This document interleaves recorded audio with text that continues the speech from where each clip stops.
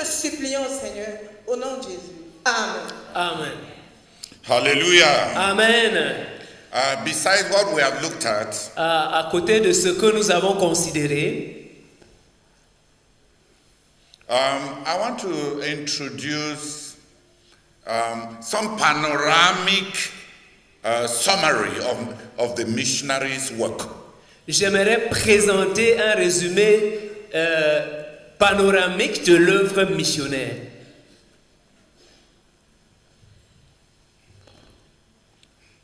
The missionary work is specific work.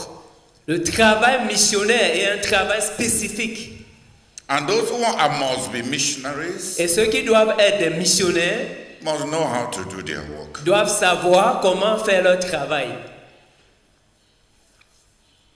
In our school of knowing and serving God, Dans notre école de la connaissance et du service de Dieu, Brazak placed emphasis on two things. le frère Zach a placé l'enfant.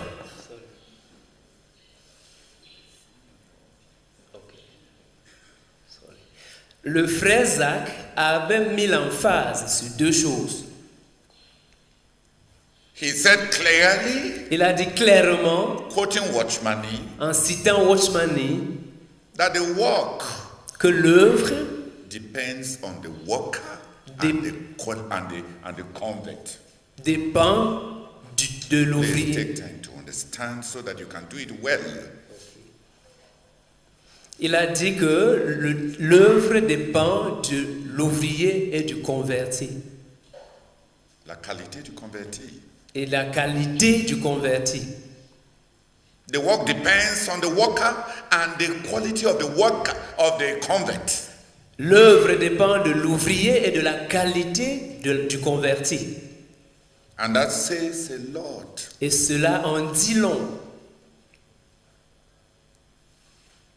The kind of work a missionary will produce Le genre d'œuvre qu'un missionnaire va produire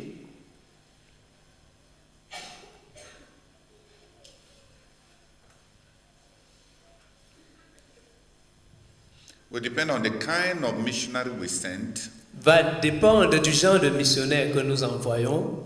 Please, Ajo.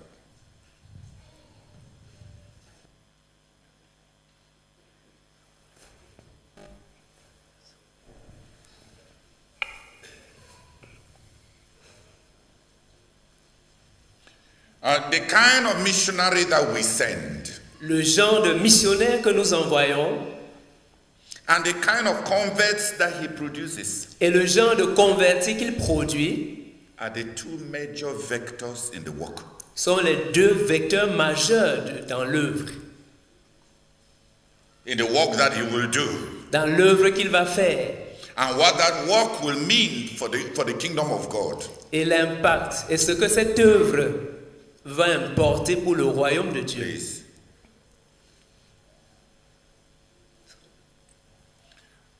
Le genre d'ouvriers que nous envoyons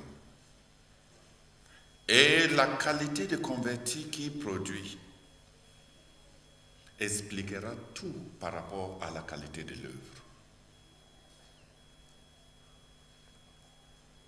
Ce que Dieu va en tirer de cette œuvre et ce que son œuvre va valoir ou produire dans le royaume de Dieu. Il y a deux vecteurs principaux. L'ouvrier qui a été envoyé et la qualité des convertis qui produit. S'il y a des défauts dans l'ouvrier, ça va se voir dans toute l'œuvre. S'il y a les compromissions dans la qualité de converti, ça va noyer tout son œuvre. Donc, Johnny, quand vous enseignez sur Hope Waddell, et il était tellement soucieux de la qualité du converti. ce n'était pas pour rien. Pour ceux qui connaissent spirituellement ce qu'il était en train de faire, c'est vrai qu'il a géré ça administrativement au lieu de gérer ça spirituellement. Parce que Paul n'a pas empêché de baptiser les gens qui voulaient être baptisés. Il n'a pas géré la qualité de converti administrativement. Il a géré ça spirituellement. Il a dit, mes enfants, au sujet de qui je peine encore dans la prière. Je suis à nouveau encore dans les douleurs d'enfantement. Pour que Christ soit formé en vous. L'apôtre Paul était comme Hobwadel. Tout dépend de la qualité de convertis. Mais il n'a pas, contrairement à Hobwadel, décidé de gérer le souci pour la qualité de façon administrative. C'est-à-dire, on attend jusqu'à ce que on voit que ton témoignage est convaincant avant de te baptiser. On sait que la personne va rétrograder ou non. Mais son souci, ce souci de la qualité du converti, il connaît ce dont il est en train de dire. Il connaît que c'est à partir de la Bible. Quand Paul dit, sur la fondation, chacun choisit avec quoi il va bâtir. Si on bâtit sur ces fondations avec du matériau moins cher, ça va s'écrouler, ça va se brûler. Parce que Dieu ne va pas compromettre la qualité. Tu es libre de ramasser beaucoup de bois, mais Dieu va brûler ça. Parce que l'apôtre Paul dit, Dieu va éprouver l'œuvre de chacun par le feu. Dieu va éprouver l'œuvre de chacun par le feu. Donc, personne ne viendra te dire que ta part est moins que ma part. Mais, rassure-toi que ta part va subsister quand Dieu va entrer en jeu. Donc, la qualité de l'œuvre dépend de ces deux vecteurs. L'état et le calibre des ouvriers qu'on envoie. Donc, dans l'école de la connaissance et du service de Dieu, quand tu vois le frère Bertin Kempfak dire qu'ils ont passé 7 ans, tu vois que le frère Zach, malgré l'urgence que Dieu lui a dit lui-même, malgré le besoin d'envoyer des ouvriers, malgré les personnes, les candidats disponibles, l'avenir dépend de la paix des gens qu'on envoie.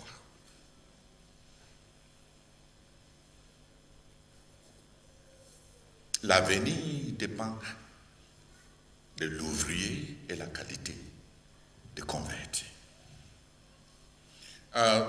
Si tu es pasteur ou bien tu es missionnaire et tu enseignes quelque chose qui n'est pas très clair, tu promulgues quelque chose de motivationnel qui va inciter et exciter les gens et ils viennent devant qu'ils sont en train de venir croire. Et tu es tellement content à cause du nombre de personnes que tu as convaincues. Tu te trompes.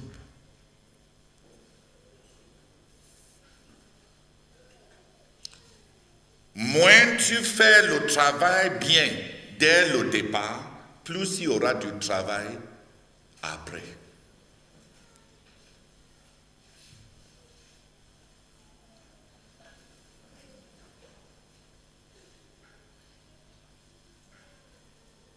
Les compromissions dans l'évangile produira des convertis qui ne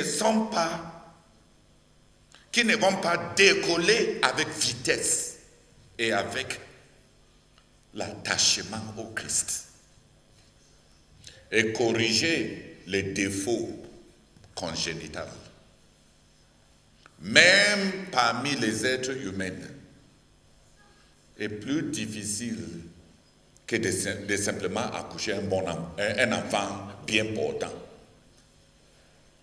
C'est mieux d'avoir une mère qui est forte, n'est-ce pas? L'enfant, nous, toi-même, regarde toi-même, les enfants qu'on accouche dépendent de l'état de santé de leurs parents. Donc les ouvriers qu'on envoie, c'est pour aller accoucher une œuvre. Envoie les Kwashoko. Et on va produire des enfants épileptiques.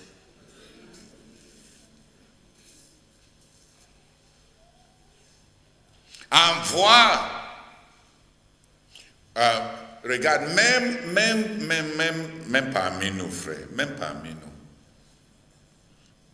Le président du Singapour, dans les années 60, il voulait à tout prix améliorer la qualité de la nation.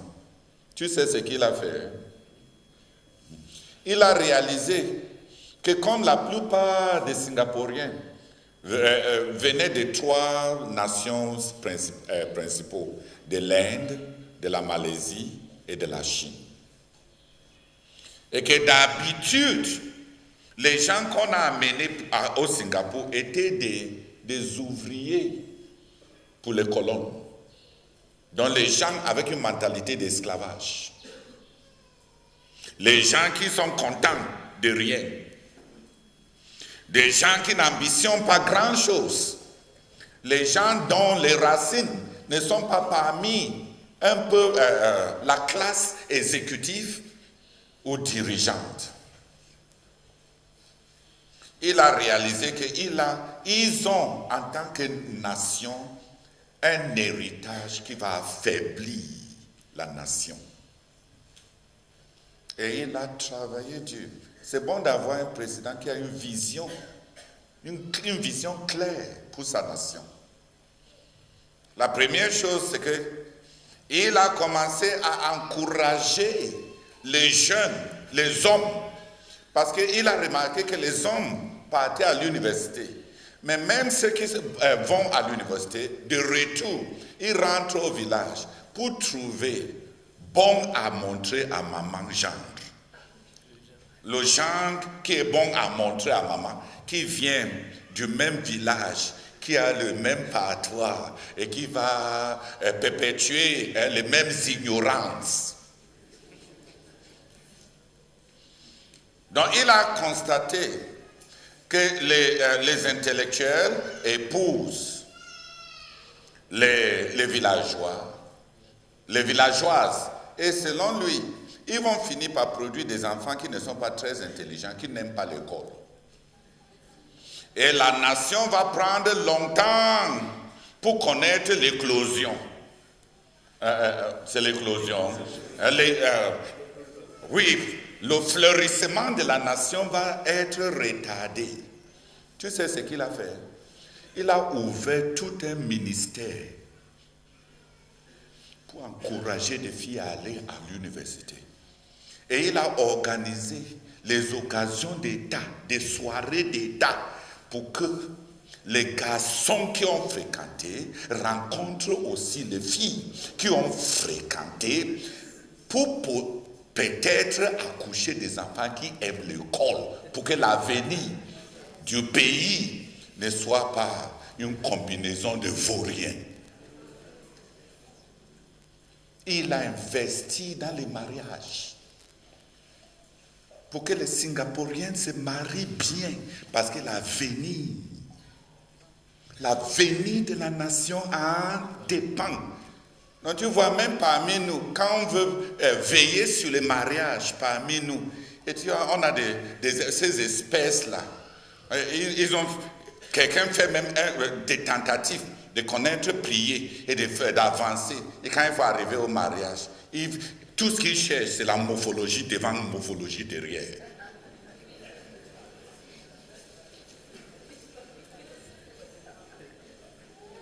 On fait quoi pour avoir la morphologie devant et derrière? Est-ce qu'on fait quelque chose? C'est Dieu qui donne l'autre là, n'est-ce pas? Et tu pars ramasser quelqu'un qui aime le monde. Et quand on accouche les enfants ont de la peine même à décoller. Quand il faut prier pour les enfants là, pour qu'ils croient, on peine, on jeûne. Et les enfants là, ils sont restés là étourdis. Ils ne comprennent même pas l'évangile. Pourquoi? À cause de, c'est des enfants spirituellement métis. C'est les enfants métissés. Ils ne sont vraiment ni mondains comme la maman, ni vraiment spirituels comme le papa, ou bien peut-être ils ne sont pas vraiment mondains comme le papa, ni vraiment spirituels comme la maman. On produit de ces métissés. Métis, non? Les métis. Parce que les gens, les soi-disant personnes engagées au Seigneur, ont des valeurs qui ne sont pas des valeurs spirituelles, qui démentent, qui est une façon de démentir leur soi-disant spiritualité. Et on a tellement un taux élevé d'attrition et s'attrition, c'est-à-dire la perte des membres. Parce que les enfants vont à l'université, dès qu'ils arrivent à l'université, ils quittent l'église, ils quittent Dieu. Parce que les gènes spirituels ne sont pas forts.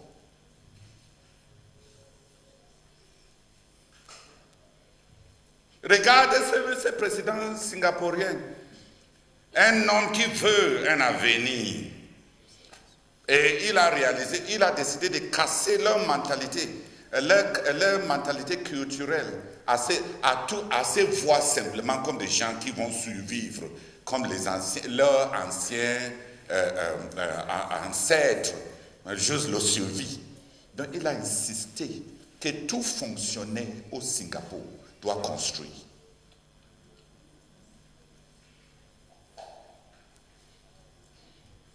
Il a établi un système où des fonctionnaires devaient épargner l'argent et avoir des maisons, pas les maisons libres.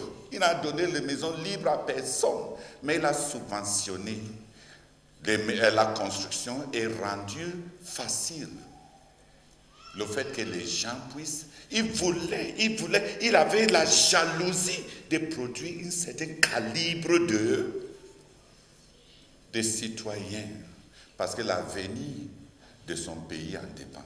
Et aujourd'hui, le Singapour est presque comme un pays du premier monde. C'est la nation la plus computerized. Computerized is what? C'est la nation la plus informatisée du monde actuellement. Même décharger les cargos dans les bateaux, ça se fait à partir des ordinateurs.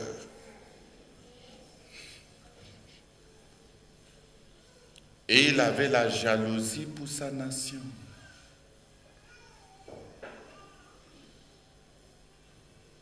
Peut-être certains d'entre vous comprennent maintenant pourquoi dans notre ministère, on avait un peu de jalousie par rapport à qui se marie à qui.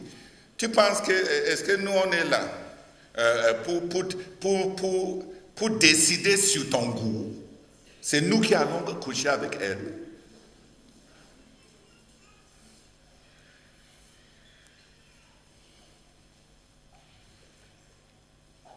Mais de même aussi, quand tu veux commencer, quand tu es un dirigeant missionnaire et tu veux avoir une œuvre forte, tu dois veiller sur ces deux choses. Le vieux doyen de l'université, là, le professeur Zacharias Danefomou, au moins il savait ce qu'il faisait. Il y avait ces deux vecteurs majeurs. L'œuvre va prendre les caractéristiques de la qualité des ouvriers et l'œuvre a les caractéristiques prometteurs comme prophétie de convertis. Et dans le Nouveau Testament, tu vois, les gens ont travaillé avec ces mêmes philosophies. Quand Philippe a commencé son travail, il a demandé que les apôtres viennent inspecter son œuvre, n'est-ce pas? Parce qu'il fallait trier la qualité des convertis. Et évidemment, tu vois, quand les apôtres sont venus, la première personne qu'on a dépistée était son disciple le plus zélé, qui le suivait partout. Son numéro 1.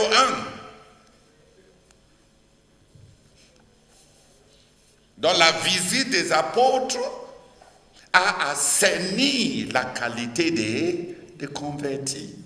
Parce qu'on a dépisté Simon, le magicien, qui n'avait pas vraiment cru. Il avait cru, hein? La Bible dit qu'il avait cru. Il avait cru. Mais il était dans un fièvre amer. La qualité des convertis.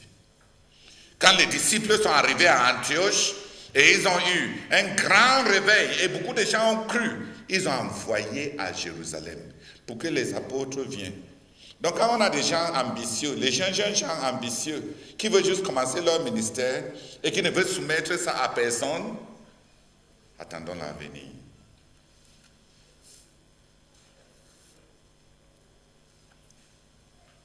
L'œuvre dépendra de la qualité de l'ouvrier et de la qualité des convertis. S'amuser dans ces deux a tout gâté. Oh, Father, thank you for this revelation and thank you for this truth that the work depends on the type of worker that is produced. The success of the work will depend on the type of worker that is produced to do the work. Oh, Father, I pray that this truth will sink deep into my heart, deep into my being. Lord, that it will sink deep.